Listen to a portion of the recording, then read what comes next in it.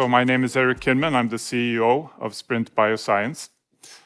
Sprint Bioscience is a company focused on bringing innovative new cancer programs to the preclinical stage, giving our partners, those that we out-license our programs to at the preclinical stage, a first-in-class opportunity.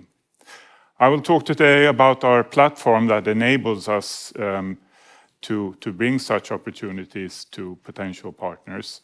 I will talk about our portfolio, and I'll talk about our business model. So this is a snapshot of the company. We have a fragment-based drug discovery opportunity that enables us to take new concepts, new ideas in how to treat patients 3 times faster to a program.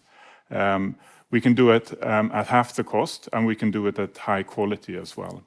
And that has been demonstrated through our track record of out-license programs, by now 4 programs, 2 of which are in our portfolio, and we have an additional 4 internal programs. 1 is on its way to be returned back,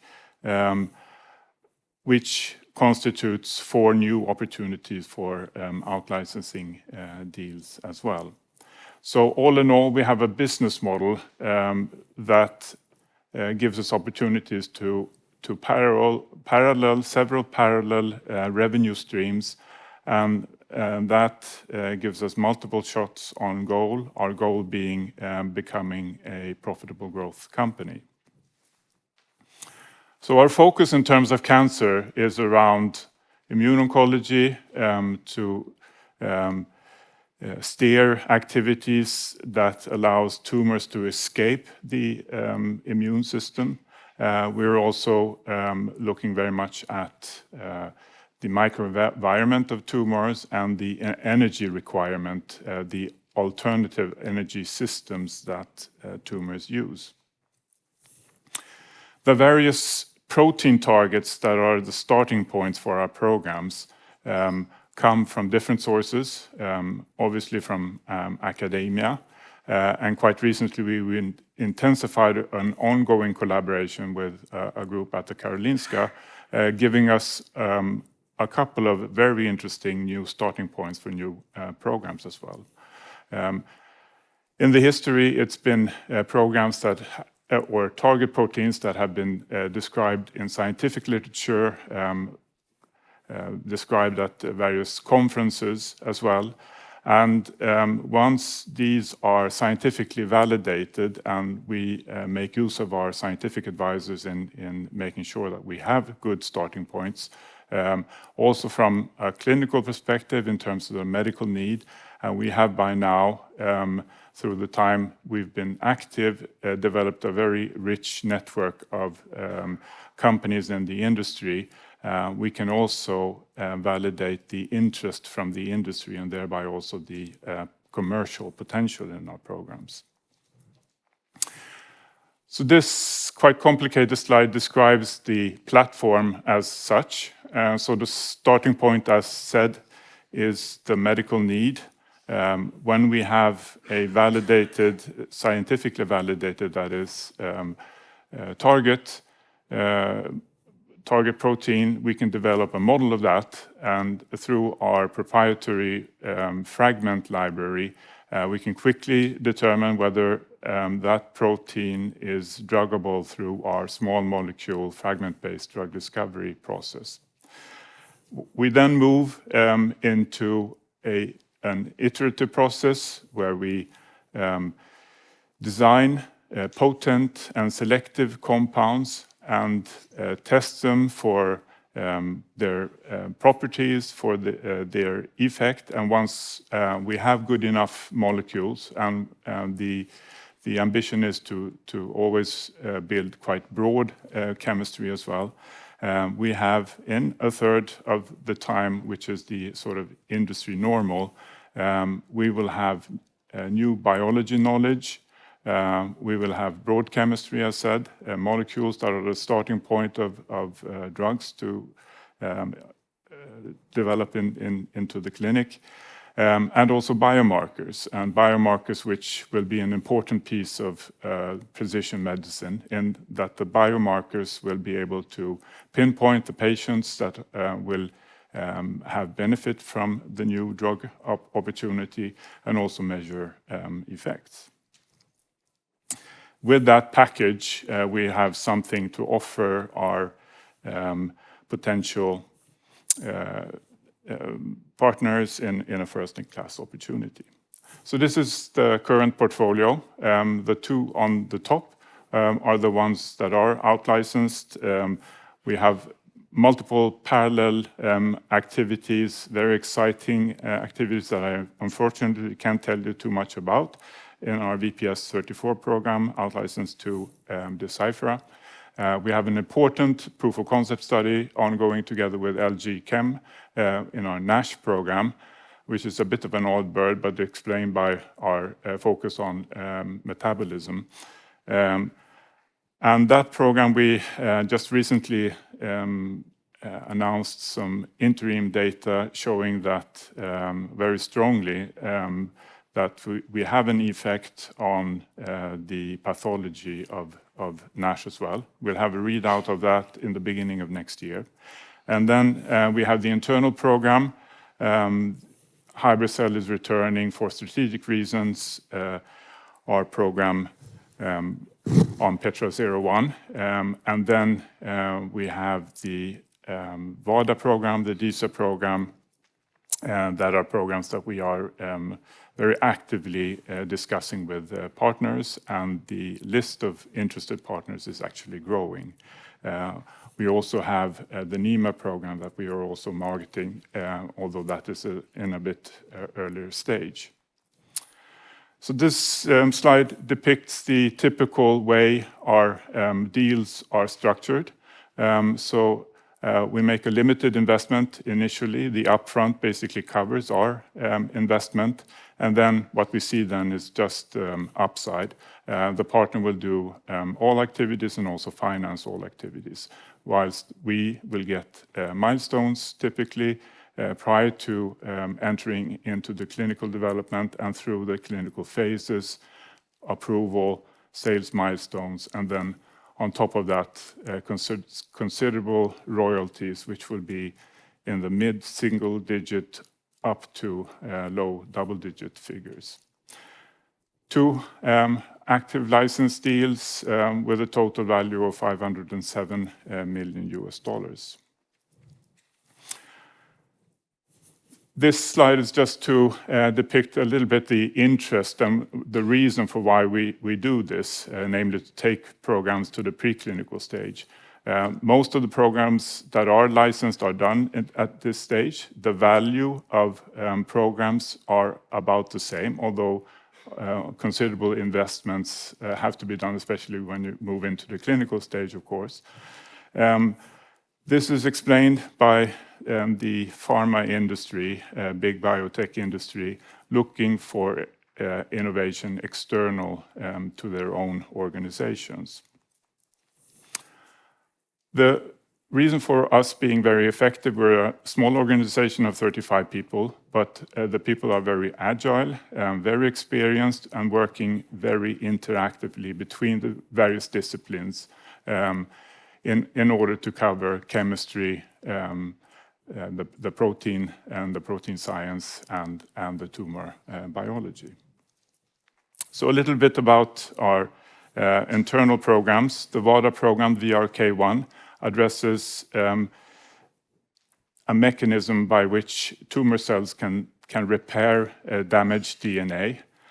Blocking this protein, that doesn't happen, which means that the tumor cells die, and this also interacts with cell division, and that will activate the immune system. This is highly interesting both for solid tumors and some orphan indications like glioblastoma, and some pediatric orphan indications, neuroblastoma and Ewing sarcoma, and also in combination treatments. We have selective potent drugs. We have the appropriate properties of those. We've also run a proof of concept study with molecules from the program showing effect as well. And we have numerous parallel discussions when it comes to this program. The DISA program has a high number of interest as well. In this case, the protein that we block will activate the immune system.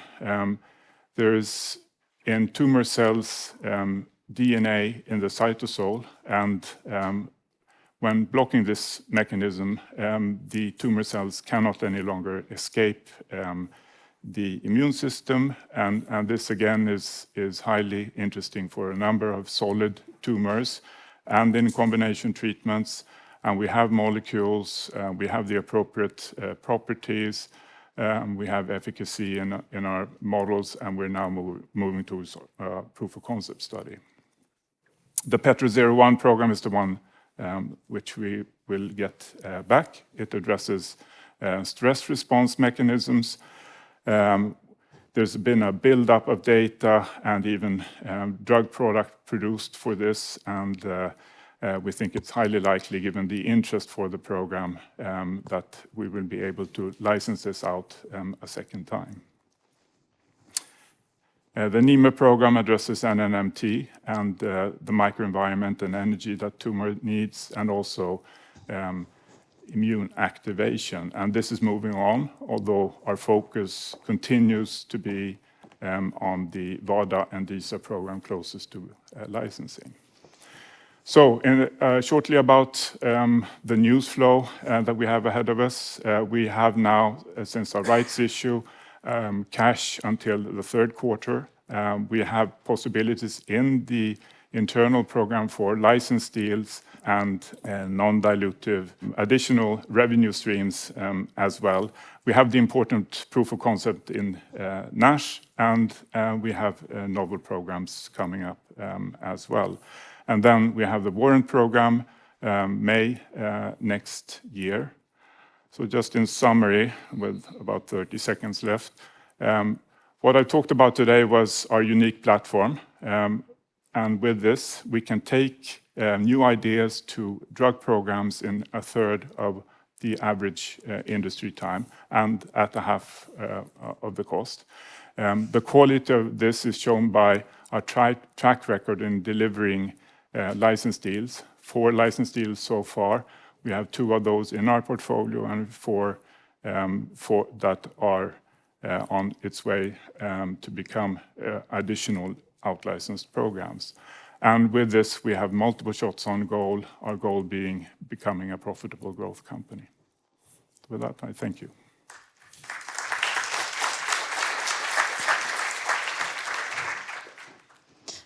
Do we have any questions for Erik? Could I start by asking you what the main benefits of Sprint's business model are? Yeah, I think the business model is obviously the parallel possibilities of revenue streams. Obviously, not all programs will succeed. That's the nature of the business. We are doing quite limited investments, but there are still very high possibilities of returns. Returns also without actually getting a product all the way to the market, but on the way to the market as well. And as we build the portfolio, and the portfolio is a bit of a numbers game, obviously, we will reach a phase where we'll have continuous revenue streams that will continue to finance the company and continue to build the portfolio as well. Yeah. And you mentioned here you got Petra-01 back from Haeger. Could you elaborate a little bit on why they made that decision? And I know you shouldn't ask 2 questions in one, but also what kind of work you're doing now to take the next step with Petra-01? Yeah, no, that's an important question, of course. So Petra-01 are developing a similar program, and when they acquired Petra-01, that was in a very early stage. It's now moving ahead in the clinic, and it's looking very good as well. And it's simply a strategic reason from their side not to continue with a parallel program. So we're in the process of getting this back. Since this was out-licensed to 2016, a lot has happened in the program, a lot of new documentation, and the program has even been prepared to move into the clinic in that clinical trial material has been produced. So that's a somewhat complicated process to get all that back. So that's one part of what we're looking into. And the other is that there is an increased knowledge about the mechanism itself, and we're building that knowledge to prepare for out-licensing activities as we hand it back. And by coincidence, our academic partner is looking at acute myeloid leukemia, which is the main focus of that program. And we have the possibility to actually look into the mechanism specifically to get additional supportive data for the program as well. Thank you for a good presentation. And I understand, like, you're standing on two legs, speaking about different revenue streams. But how did you make the decision to do in-house projects as well as licensing out this platform? Well, the idea is to move as many programs as possible to the preclinical stage, maybe various phases of the preclinical stage, but not take them further than that, because it's very much about sort of de-risking after that to show that they're not toxic, that they are safe before you can actually start an efficacy study. And being a small company, especially in the environment that we talked about, the capital markets, it makes better sense to build additional programs. And this is what we're good at, and we have a very focused, well-functioning organization to produce that. And this is also what the capital-rich pharma and biotech industry are asking for as well. You're not getting very much extra pay to move the programs further. Loaded question, but what's the secret to the speed to get there? Well, it's a combination of the fragment-based drug discovery program, which is a quick route to firstly to determine whether or not the protein target is actually druggable or not, and then to actually build molecules. And obviously, it's the way the experts work, their experience, working very closely. Normally in larger companies, chemists will work in their silo, structural biologists and another one, and then the tumor biologists. Here people are working very integrated as well. So we're cutting corners in many senses.